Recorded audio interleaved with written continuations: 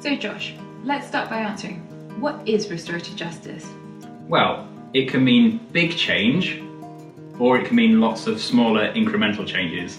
Either way, it's a way of developing community, a culture of care, with an emphasis on looking after relationships. Can you expand on that, Yasmine? Yeah, restorative justice means making things better. People generally think of restorative justice as achieved through third-party support to safe communication between two people, maybe where something's gone wrong or one person's been hurt.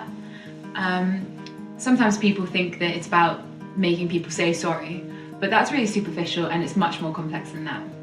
So restorative practice is more of an umbrella term for the way that people treat each other using restorative principles, so that people are less likely to get hurt, and so that everyone in a community or a family or within a school class knows how to help and stop harm from happening in the first place, like if people see that someone is potentially being bullied.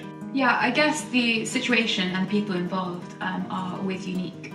Yes, absolutely. This is much more, restorative practice is much more about avoiding harm from happening to individuals by giving groups of people the tools to proactively build community. So, let's talk about RJ Working's mission. Okay, we are a catalyst and support young people to develop their communication and problem-solving skills. We encourage the valuing of relationships, most importantly between them. And between them and the adults who care. Yeah, right. Josh, what would you say the team at RJ Working do? We provide programs and training directly for young people, prioritising those who have complex experience. We've worked in schools to build community, from Five Islands Academy on the Isles of Scilly to schools in Penzance and Redruth to Liskeard and Launceston in the east. We've worked with about 50 of the schools in Cornwall, including more than half of the secondary schools in Cornwall and all of the FE colleges. We've also worked in communities and in workplaces. So let's be clear, Yasmine, what can restorative practice help with? Well, restorative practice can help with building skills for managing challenges at school, at home, and in future employment. But not just in building skills, but also in building confidence. And for bigger picture stuff as well. So when we talk about challenges involving conflict, we're talking about issues between individuals and within groups, or between groups, like bullying and relationships breaking down between friends or within families.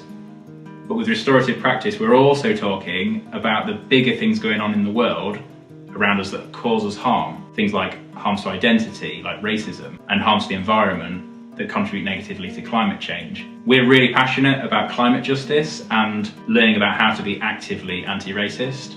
Another important question is, why is restorative justice so important for young people today? Well, resilience and adaptability have never been so important before. Both individually and collectively, young people value difference. And they're keen to contribute to the world around them. Restorative practice develops empathy and encourages young people to value themselves, each other, and their communities. But why Cornwall and the Isles of Scilly? Well, we know that restorative practice is growing and developing in some parts of the UK and in several countries, lots of countries around the globe.